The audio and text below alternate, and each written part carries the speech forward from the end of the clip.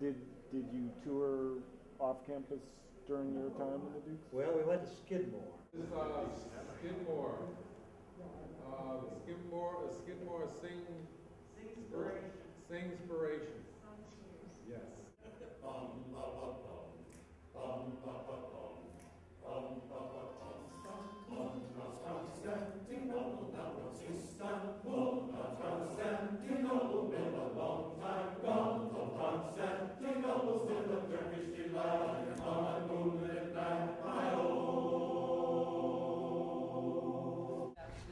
There's more of a story here to tell about Skidmore than you have said so far.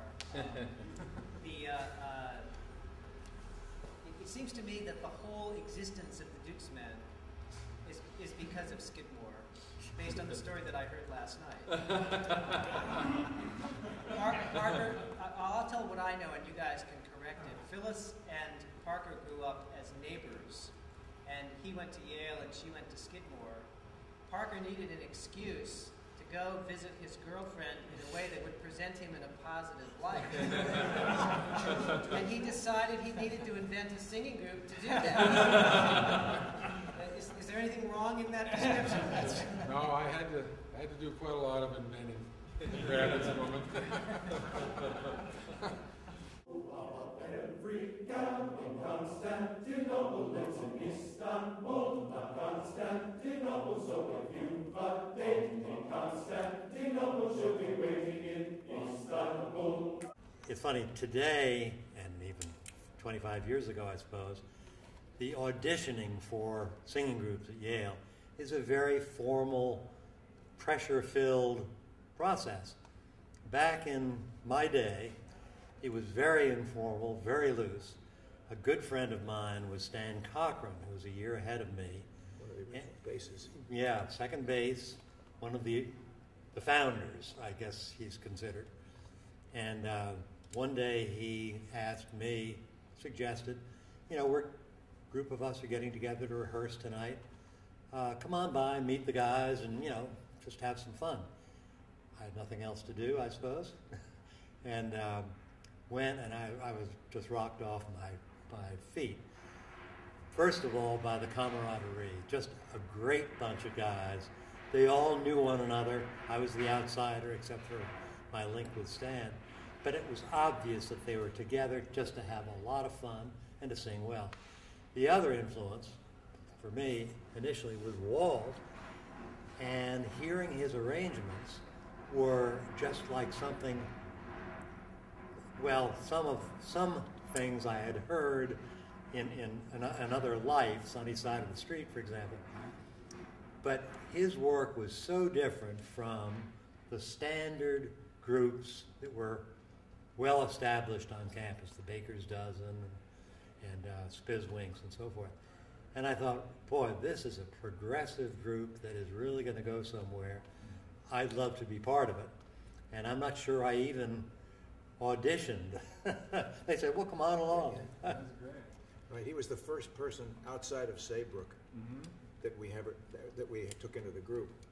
Well, Stan Cochran was also outside of Saybrook. Oh, that's right. But still considered a founder, yeah, as I recall. 3, 4. Nobody's business but the Turks. Istanbul, Istanbul, Istanbul, Istanbul. Right, there you go. And this was the spring of 1955, another one of our moments of recognition that I think Gib was wondering exactly when this was. And this was the program for the Glee Club Jamboree and Quartet Contest, but I don't think there were any real quartets. I think it was double and triple quartets, so to speak. And you want to say something about that, Gib? Well, I was pitch pipe at that time, and this was a big deal. Woolsey Hall, Benno Heath, I don't know who all judged it, and we were competing against the groups that I thought had been founded in the 19th century, probably not literally true, but I thought, we don't have a chance. But what a great opportunity to spread our wings, get a little bit of publicity, get used to stage fright, and so forth. And at the end of the jamboree, the Doox men were voted number 1. And, oh, it was a breathtaking.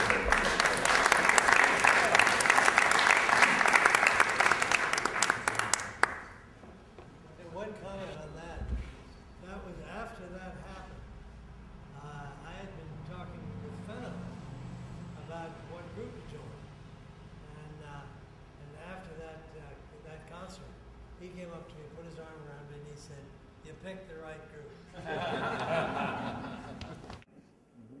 There's another aspect to singing groups at Yale, and that is that there's a group of seniors that become whipping groups. And by the end of our second year, when we were finishing our junior year, Howard Park was one of the original first tenors, was selected to be a whipping group. And the following year, Jim Durfee selected to be a whipping group. And I think the next year there were like 3. And the following year, the second extraordinary arranger that came along with as much good fortune as the first, and that was Fritz Kinzel, who was not only the whiff, but pitch pipe for the whiff. Came to Yale, thought actually I might do something with the jazz piano. Linus grabs me as I'm walking down the street and says, "Why don't you come over to the Doox Men?" I said, no, that's barbershop, that's square, that's not groovy, man, that's not really good, you know, that's not cool, that's not cool, you know, they don't swing, you know. And he said, well, come on. I went up to the tower. Everyone was very cordial. And I began to feel immediately, I think I'm going to like this.